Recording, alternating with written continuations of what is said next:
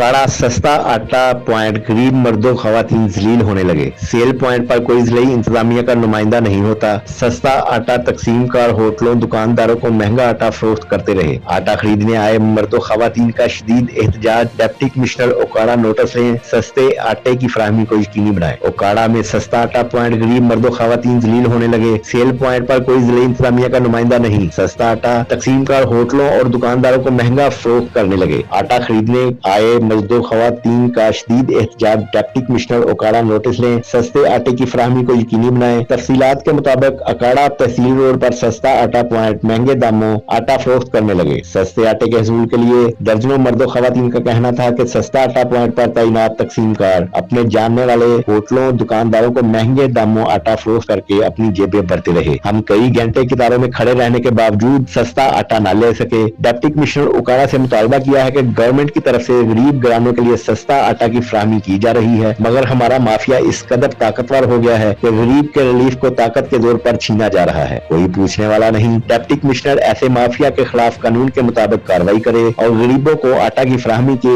ऐसे इकदाम किए जाएं जिससे हर गरीब घराने को सस्ते आटे की दस्तयाबी आसानी से हो। सोहेल खान, ओकाड़ा।